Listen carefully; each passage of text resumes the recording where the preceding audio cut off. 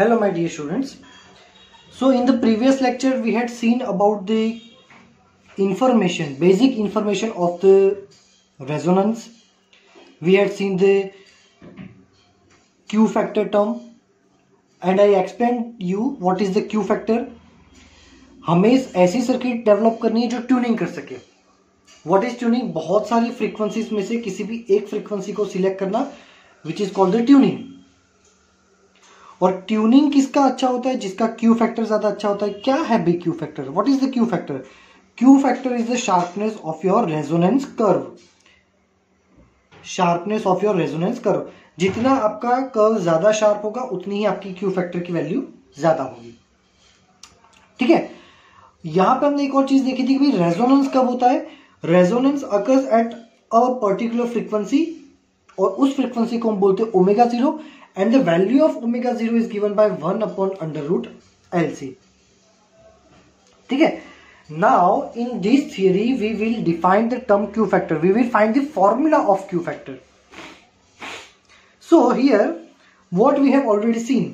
We had seen that the maximum current which is produced in the LCR series AC circuit is given by Im is equal to Vm by under root R square plus omega L minus 1 upon omega C whole square. देखो अब तक हम ये formula में क्या लिखते थे कि omega C minus 1 upon omega L लिखते थे. बट ये जो थियरी हमारा शार्पनेस ऑफ रेजोनेंस, वहां से इन लोगों ने कर दिया उल्टा. पहले हम क्या लिखते थे? 1 upon omega C minus omega L लिखते थे. अब हम क्या कर रहे हैं? Omega L minus 1 upon omega C. क्यों कर रहे हैं भाई? कोई फर्क नहीं पड़ता इससे. क्यों? क्योंकि ये माइनस है और उसमें भी स्क्वायर है.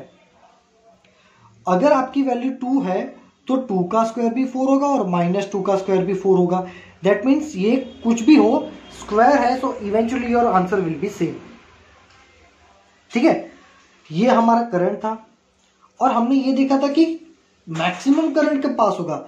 तो यहां पे हम लिखेंगे when omega 0 is 1 upon under root LC your current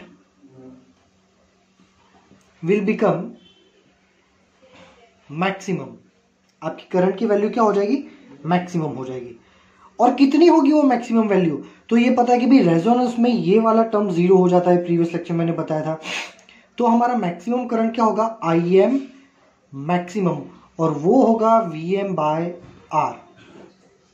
वो करंट कितना होगा? IM maximum is equal to Vm by R होगा ये करंट हमारा. चलो, तो ये करंट कब होगा? जब रेजोनेंस होगा. रेजोनेंस कितनी फ्रीक्वेंसी पे होता है? इतनी फ्रीक्वेंसी पे होता है. तो इतनी फ्रीक्वेंसी पे तुमको यहां पे जो करंट मिलेगा ये होगा Im मैक्सिमम. Im मैक्सिमम होगा ये हमारा करंट. ठीक है. बट यहां पे देखो एक पैराग्राफ में क्या लिखा है? For the values of omega other than omega zero. भाई ये ओमेगा जीरो के अलावा की कुछ फ्रीक्वेंसीज है. वहां पे क्या होगा? Amplitude of the current is less than the maximum value. ये ओमेगा जीरो से अदर फ्रीक्वेंसीज पे करंट की वैल्यू ऑब्वियसली इससे तो कम ही होगी. Suppose we choose a value of omega for which the current amplitude is 1 by under root 2 times its maximum value. मतलब अब हम ओमेगा की एक ऐसी वैल्यू सिलेक्ट कर रहे हैं कि जिसमें हमारा जो करंट है IM, हमारा जो करंट है वो 1 अपॉन अंडर रूट 2 टाइम्स हो जाएगा IM मैक्सिमम से. समझ में आ रहा है? अब हम क्या कर रहे हैं कि करंट की वैल्यू को 1 अपॉन अंडर रूट 2, जो हमारी मैक्सिमम वैल्यू है उसका 1 अपॉन अंडर रूट 2 टाइम्स कर रहे हैं. अच्छा, ये करंट कब मिलता है? तो यहां पे हम कहेंगे कि भी एक पर्टिकुलर फ्रीक्वेंसी, एक पर्टिकुलर मान लो कि ये करंट यहां पे मिल रहा है कितना? 1 upon under root 2 times IM maximum का. मान लो कि वो करंट हमें यहां पे मिल रहा है. तो उसके अकॉर्डिंग अगर हम ऐसे स्ट्रेट लाइन ड्रॉ करें तो ये करंट पे 2 वैल्यूज मिलती है फ्रीक्वेंसीज की. हमें फ्रीक्वेंसीज की 2 वैल्यू मिलती है. ये वैल्यू को बोल देंगे ओमेगा 1 और ये वैल्यू को बोल देंगे ओमेगा 2। तो अब देखो ओमेगा 0 मतलब रेजोनेंट फ्रीक्वेंसी, यहां पे करंट की तुमको मैक्सिमम वैल्यू मिलती है। ठीक है, चलो अब हम क्या करते हैं कि करंट की जो मैक्सिमम वैल्यू है उसका 1/√2 करते हैं, और ये करंट के अकॉर्डिंग अगर हम स्ट्रेट लाइन ड्रॉ करें तो वहां पे हमको ओमेगा की दो वैल्यूज मिलेगी, एक ओमेगा 1 एक ओमेगा 2। ये दोनों ही फ्रीक्वेंसीज वो है कि जिसमें करंट की वैल्यू ये मिलेगी, Im मैक्सिमम का 1/√2। तो क्यों ऐसी वैल्यू हमने सिलेक्ट की? क्योंकि इसी पॉइंट पे आपका पावर डिसिपेशन है वो हाफ हो जाता है। That means at the same point your power dissipation is half. ठीक है, ये दोनों चीजें होगी इसी पॉइंट पे। ठीक है, अब देखो ये जो डिस्टेंस है, इतना डिस्टेंस ओमेगा 0 और ओमेगा 1 के बीच का डिस्टेंस हो जाएगा डेल्टा ओमेगा, इसको बोल रहे हैं। सेम एग्जैक्टली अदर साइड भी मिलेगा, वो भी हो जाएगा डेल्टा ओमेगा। तो अब यहां से हम थ्योरी स्टार्ट करते हैं। चलो पे अटेंशन। तो यहां पे ओमेगा 1 क्या है? ओमेगा 1 मतलब ओमेगा 0 में डेल्टा ओमेगा को ऐड करोगे तो ओमेगा 1 मिलेगा। तो ओमेगा 2 क्या है? ओमेगा 0 में डेल्टा ओमेगा लेस कर दो तो ओमेगा 2 मिल जाएगा। सो यहां पे मुझे ओमेगा 1 और ओमेगा 2 की वैल्यू मिल गई। ठीक है, तो इन दोनों के बीच का डिस्टेंस कितना है? इन दोनों के बीच में कितनी फ्रीक्वेंसी होगी? 2 delta omega. Delta omega plus delta omega मतलब 2 डेल्टा ओमेगा। अब इसको हम करेंगे प्रूव। चलो अगर मैं ये फॉर्मूला में से ओमेगा 1 माइनस ओमेगा 2 करूं, क्या करता हूं? Omega 1 minus omega 2। तो अभी तो हमने ग्राफ में तो डायरेक्टली दिखा दिया कि ओमेगा 1 में से ओमेगा 2 माइनस करेंगे तो हमें 2 डेल्टा ओमेगा मिलेगा। Let's check it. So omega 1 है omega 0 plus delta omega, minus omega 2 है minus omega 0 plus delta omega. So omega 0 cancels. So omega 1 minus omega 2 is equal to 2 delta omega. आ गया कि भाई ये दो फ्रीक्वेंसीज का चेंज क्या होगा हमारा? 2 delta omega. That we can see in the diagram. ठीक है, ये 2 डेल्टा ओमेगा को हम बोलेंगे बैंडविड्थ ऑफ सर्किट। मतलब हमारा जो ग्राफ है उसका विड्थ। ठीक है, ओके। अब यहां पे एक बहुत ही इंपॉर्टेंट फॉर्मूला है कि ओमेगा 0 बाय 2 डेल्टा ओमेगा करें, 2 delta omega which is the bandwidth. तो ये हमें एक फॉर्मूला जो मिलता है, इस क्वांटिटी को बोलते हैं sharpness of the resonance curve. क्या बोलते हैं उसको? Sharpness of resonance curve. ये फॉर्मूला आपको याद रखना है। और अभी मैंने प्रीवियस लेक्चर में क्या बताया था कि शार्पनेस ऑफ कर्व मतलब Q factor. Sharpness of curve मतलब क्यू फैक्टर। तो यही तुम्हारा क्यू फैक्टर का भी फॉर्मूला है। ठीक है, और इसी फॉर्मूला को हमें डिराइव करना है। ये वैल्यू फाइंड करने की भी क्या होती है ये वैल्यू। ठीक है, अब हमने अभी यहां पे क्या बोला था कि ओमेगा 1 और ओमेगा 2 ये दो वैल्यू ऐसी है कि जहां पे तुम्हारा करंट क्या होगा? ये मतलब तुम्हारा करंट 1/√2 Im मैक्सिमम हो जाएगा। चलो तो अब देखो क्या है हमारा Im की वैल्यू। तो Im की वैल्यू हमें पता है कि Vm by √R² plus omega L minus 1/ओमेगा C होल स्क्वायर। ठीक है, चलो क्या फिर हमने क्या देखा था कि अगर ये वैल्यू ओमेगा 1 या ओमेगा 2 हो, हम लेते हैं सपोज कि ये वैल्यूज है ओमेगा 1, तो हमने अभी क्या देखा था कि अगर वैल्यूज ओमेगा 1 या ओमेगा 2 हो तो हमारा करंट क्या हो जाएगा, तो हमारा करंट जो है IM, वो IM मैक्सिमम का 1/√2 टाइम्स हो जाएगा। तो अब ये IM की वैल्यू रखते हैं यहाँ पे, Vm/√R² plus ω1L minus 1/ω1C whole square is equal to 1/√2 IM maximum, है ना। ये हमारी कंडीशन है कि IM इतना होगा। कब, जब हम फ्रीक्वेंसीज को ω1 या ω2 लिखते हैं। तो मैं यहाँ पे ω1 का एग्जांपल ले रहा हूँ क्योंकि बुक में भी वही किया है, आपको इजी रहेगा। चलो अब IM मैक्सिमम क्या है, तो अभी हमने प्रूव किया था कि भाई IM मैक्सिमम जो है वो है Vm/R। तो IM मैक्सिमम की जगह लिखेंगे Vm/R √R² plus ω1L minus 1/ω1C square is equal to 1/√2 Vm/R। तो यहाँ पे Vm कैंसिल हो जाएगा।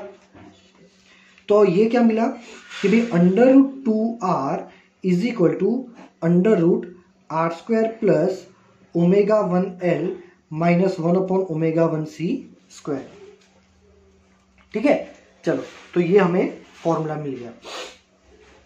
अब हम क्या करेंगे कि पूरे इक्वेशन में स्क्वायर कर देते हैं, ये अंडर रूट हटा देते हैं। तो क्या हो जाएगा, देखो 2R² is equal to R² plus ω1L minus 1/ω1C square. ठीक है, अब ये R को ले जाते लेफ्ट में, तो 2R² माइनस R² क्या हो जाएगा, R²। So R² is equal to ω1L minus 1/ω1C whole square. ठीक है, चलो तो अब वापिस दोनों में अंडर रूट कर देंगे तो क्या हो जाएगा, R is equal to ω1L minus 1/ω1C। तो ये हमने प्रूव किया। ठीक है, अब ω1 की वैल्यू क्या थी, तो अभी हमने प्रूव किया था कि ये रहा इधर, ये ω1 क्या होता है, ω0 प्लस डेल्टा ओमेगा। तो ये ω1 की वैल्यू यहां पे डालो, R is equal to ω0 plus delta ω1L minus 1/ω0 plus delta ω1C। ठीक है, चलो अब हम क्या करेंगे, R इज इक्वल टू, यहां से अब हम कॉमन निकालेंगे ω0L दोनों में से। मान लो ये ω0L कॉमन निकाल दिया। ठीक है, तो L तो बाहर था ही, बस ω0 भी निकाल दिया। तो ये हो जाएगा 1 प्लस, अब यहां पे तो ω0 है नहीं, तो क्या करेंगे डेल्टा ω/ω0 माइनस, नीचे में भी क्या करेंगे सेम, ω0 बाहर निकाल देंगे। तो ω0C बाहर आ गया, तो ये 1 प्लस डेल्टा ω/ω0। ठीक है, चलो अब हम क्या करेंगे, अब हमें पता है कि भाई ω0 की फॉर्मूला क्या थी, 1/√LC। ठीक है, तो यहां पे हम क्या लिख सकते हैं कि भाई ω0² इज इक्वल टू 1/LC। ठीक है, अब एक काम करते हैं, ये 2 ओमेगा है ना, तो एक ओमेगा को नीचे ले जाते हैं और C को ऊपर ले जाते हैं। तो क्या होगा, ω0C is equal to 1/ω0L। ठीक है, तो ये जो ω0C की वैल्यू है ये रहेगी, ये वैल्यू हम डाल देंगे यहां पे। तो क्या होगा, एक मिनट, चलो so R is equal to ω0L 1 plus delta omega by ω0 minus 1/, अब ये जो हमारा ω0C था ना, उसकी जगह हम डाल देंगे 1/ω0L, और ये 1 प्लस डेल्टा ओमेगा बाय ω0। अब ये 1 बाय जो ω0L है वो चला जाएगा ऊपर। So R is equal to ω0L 1 plus delta omega by omega 0 minus omega 0 L by 1 plus delta omega by omega 0। ठीक है, चलो अब हम क्या करेंगे, इसको ले जाएंगे ऊपर। तो R is equal to omega 0 L 1 plus delta omega by omega 0 minus omega 0 L 1 plus delta omega by omega 0 raise to -1। ठीक है, अब इसको, ये जो है क्वांटिटी, इसको बाइनोमियल थ्योरम से सॉल्व करेंगे जो कि मैथ्स में आता है। तो ये थ्योरम में क्या होता है कि भाई हमें क्या करना है कि ये पावर को धक्का मार के डाल देना है यहां पे, बस इतना ही काम करना है। So R is equal to omega 0 L 1 plus delta omega by omega 0 minus omega 0 L 1। अब ये -1 यहां पे आ जाएगा तो minus delta omega by omega 0। So R is equal to omega 0 L plus, चलो ये अभी मैं ऐसे ही रखता हूं, omega 0 L into 1 plus delta omega by omega 0। एक काम करते हैं, हम इन सब में से ओमेगा 0 एल कॉमन निकाल देते हैं। तो ओमेगा 0 एल कॉमन निकाल दोगे तो क्या बचा, 1 plus delta omega minus omega 0 minus 1 minus delta omega by omega 0। ठीक है, अब ये माइनस को अंदर मल्टीप्लाई करो। So R is equal to omega 0 L 1 plus delta omega by omega 0 -1 plus delta omega by omega 0। So plus minus cancels. So R is equal to omega 0 L into, अब देखो दो same term है तो क्या हो जाएगा, 2 delta omega by omega 0। क्या हो जाएगा, 2 डेल्टा ओमेगा बाय ओमेगा 0। चलो अब ये फॉर्मूला में से मान लो कि मैं इसको नीचे कर रहा हूं, तो R upon omega 0 L is equal to 2 delta omega by omega 0। अब हमने क्या देखा था कि ओमेगा 0 बाय 2 डेल्टा ओमेगा, जिसको बोलते हैं क्यू फैक्टर, ये रहा, इसको उल्टा कर दो। तो omega 0 by 2 delta omega is equal to omega 0 L by R. तो ये हो गया हमारा क्यू फैक्टर, ये क्या हो गया हमारा क्यू फैक्टर। तो ये क्यू फैक्टर का जो फॉर्मूला डेरिवेशन है, ये इतना लंबा लंबा, ये एग्जाम में आता है। ठीक है, चलो अब थियोरी थोड़ी बड़ी है तो इसको थोड़ा सा हम रिवाइज भी कर लेते हैं धीरे धीरे। ठीक है, कभी कभी क्या होता है कि आपको स्पीड ज्यादा लगती है, तो मैं वापस से इसको रिवाइज करवाता हूं। सो हमने क्या देखा था कि ओमेगा 1 और ओमेगा 2 की दो वैल्यूज देखी। ये वो वैल्यू है जहां पे हमारा करंट इतना होता है। ठीक है, फिर हमने एक और क्वांटिटी डिफाइन की कि भाई ओमेगा 0 बाय 2 डेल्टा ओमेगा को बोलते हैं क्यू फैक्टर। ठीक है, थियरी स्टार्ट करेंगे यहां से। मेन हमारा जो मैथमेटिकल एक्सप्रेशन है वो यहां से स्टार्ट होता है कि जब हम ये फॉर्मूला में ओमेगा 1 लिखेंगे तो ये कंडीशन ऑटोमेटिकली अप्लाई हो जाती है कि I M is equal to this one. ठीक है, तो ये आई एम की वैल्यू हम यहां से डाल देते हैं, is equal to 1/2 I M maximum हो गया। अब आई एम मैक्सिमम की वैल्यू क्या है, आई एम मैक्सिमम की वैल्यू है वी एम बाय आर। ये सब कुछ एज इट इज, तो यहां से वी एम कट कर दिया, तो r/2 is equal to this, ये लिख दिया हमने, r/2 is equal to this term.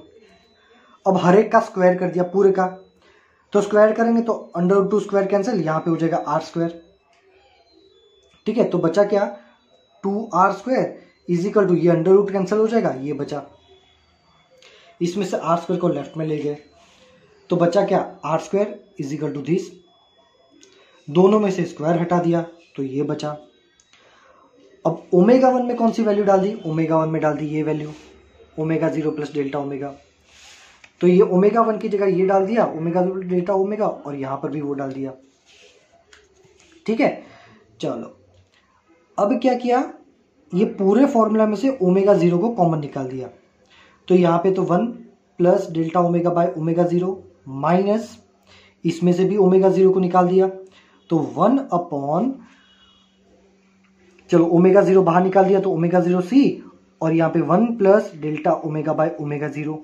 ठीक है, जहां पे नहीं है और कॉमन निकाला तो डिवाइड करना पड़ेगा, है ना। यहाँ पे ओमेगा जीरो नहीं था, इसमें भी तो भी कॉमन निकाला तो डिवाइड कर दो, इसमें नहीं था डिवाइड कर दो।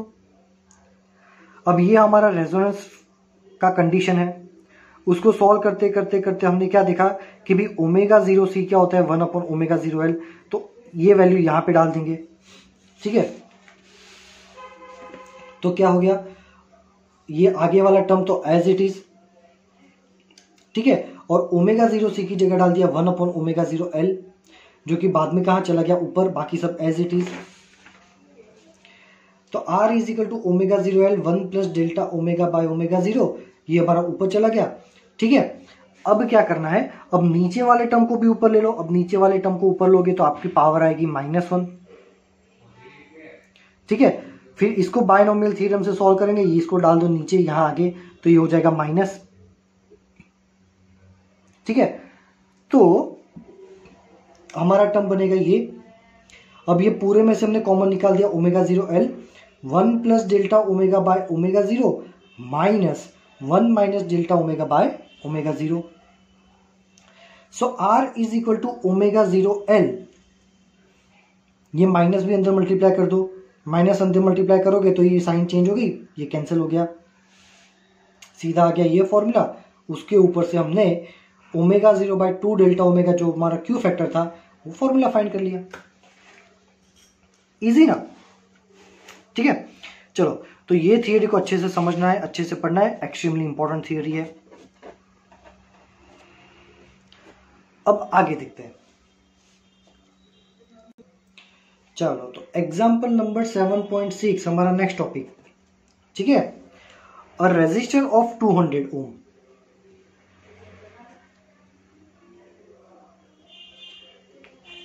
and a capacitor of 15 microfarad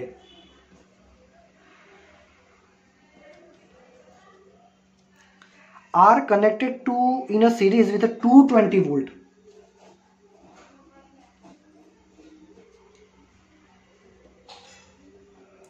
and 50 hertz. Frequency f is equal to 50 hertz. क्या फाइंड करना है, ए calculate the current in the circuit, यहां से भी कितना करंट जा रहा है वो हमें फाइंड करना है। अब उसने मैक्सिमम करंट फाइंड करने के लिए बोला है कि आरएमएस बोला है, कुछ नहीं बोला, हम कुछ भी फाइंड कर सकते हैं। फॉर्मूला क्या होगा, V R M S is equal to I R M S into, अब यहां पे हो जाएगा हमारा जेड।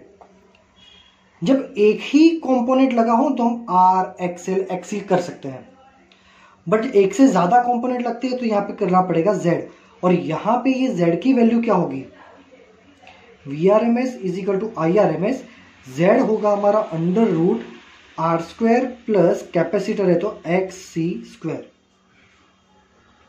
ठीक है, चलो अगर यहाँ पे इंडक्टर भी होता तो हमारा कौन सा फॉर्मूला लगता, V R M S is equal to I R M S under root R square plus XL minus XC whole square, है ना। सीखेंगे, वैसे न्यूमेरिकल आएंगे तभी हम देखेंगे। तो इसमें से आई आर एम एस को सब्जेक्ट बनाओ, V R M S by under root R square plus XC square. So I R M S is equal to V R M S. अब यहां पे तुमको वोल्टेज दे रखा है, आर एम एस वैल्यू कितना है 220 by under root R square, R की value कितनी है 200, तो ये हो गया हमारा 200 का स्क्वायर। और एक्सी जो होता है, एक्सी क्या होता है, तो एक्सी होगा 1 अपॉन ओमेगा सी। ठीक है, एक्सी होगा हमारा 1 अपॉन ओमेगा सी। ठीक है, X C is equal to 1 upon omega C. So X C is equal to 1 upon omega 2 pi F C. तो X C is equal to 1 upon 2 into 3.14, और frequency दे रखी है हमें 50, तो एफ की जगह पे लिख दो 50, और कैपेसिटर कितना है 15 माइक्रोफैरेड है, 15 इंटू 10⁻⁶। तो इन सब का मल्टीप्लीकेशन करो और मल्टीप्लीकेशन की वैल्यू यहां पे डालो, जो भी वैल्यू आती है उसको 1 से डिवाइड करो, तो ये तुम्हें मिलेगा XC।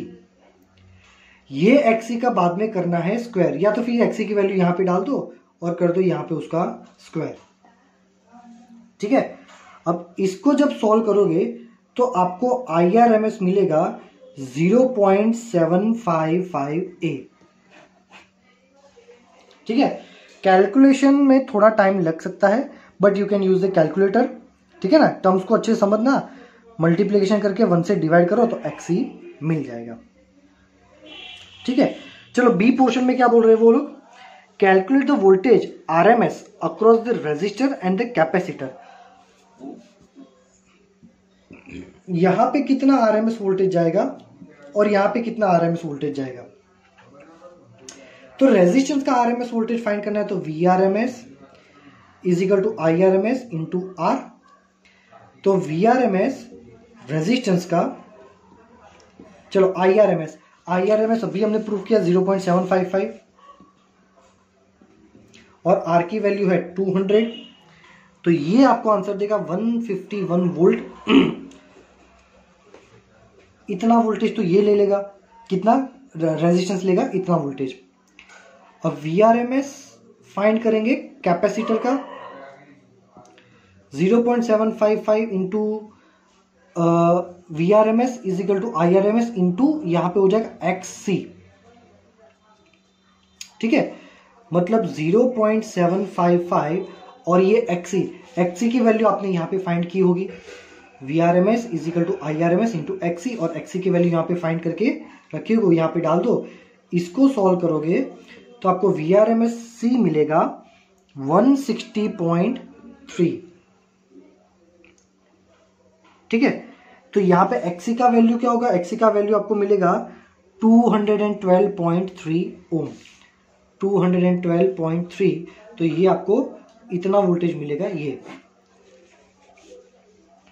ठीक है, सी में क्या फाइंड करना है, चलो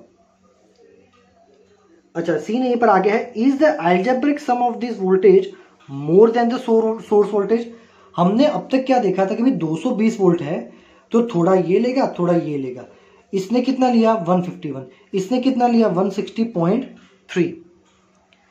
तो ये तो ज्यादा हो गया कि भाई अगर टोटल वोल्टेज हम हमारे 220 है तो अगर तुम 151 और 160.3 को ऐड करोगे तो ये तुम्हारा आंसर होगा अप्रोक्सीमेटली 311.3 वोल्ट। तो ये कैसा पॉसिबल है कि भाई तुम्हारा इनपुट ही 220 का है, आप बोल रहे हो कि इसने 151 वोल्टेज ले लिए, इसने 160.3 वोल्टेज ले लिए, तो ये तो इन दोनों का टोटल तो 311 होगा। ये कैसे हो गया, तो ये इसीलिए हुआ क्योंकि यहां पे हमने जो वोल्टेजेस कैलकुलेट किए हैं वो हमारे RMS वोल्टेज है, ये भी हमारा RMS वोल्टेज है। ठीक है, तो यहां पे इसका क्या करेंगे, तो ये RMS वोल्टेज को डायरेक्टली हम ऐड नहीं कर सकते, इसमें अलजेब्रिक एडिशन नहीं होता, ये याद रखना। RMS की क्वांटिटीज को ऐड करना हो तो डायरेक्ट तुम ऐड नहीं कर सकते। RMS की क्वांटिटीज को ऐड करने के लिए आपको पाइथागोरियन थ्योरम लगाना पड़ता है, 151 का स्क्वायर प्लस 160.3 का होल स्क्वायर और उसका √2। इसको सॉल्व करोगे तो आपको अप्रोक्सीमेटली मिलेगा 220 वोल्ट। कितना मिलेगा आपको 220 वोल्ट। तो अब ये इसके जितना सेम हो गया। तो ये RMS था, ये भी RMS है, ये भी RMS है, तो डायरेक्ट इन दोनों को ऐड करने से ये नहीं मिलेगा क्योंकि RMS का एडिशन ऐसे होता है। ठीक है, सो the algebraic addition is not will give you the correct answer but the Pythagorean addition will give you the correct answer। ठीक है, तो आज के लिए इतना ही रखते हैं। ये न्यूमेरिकल को अच्छे से करना। If you are having any doubt you can ask me in the message section. Thank you very much my dear students.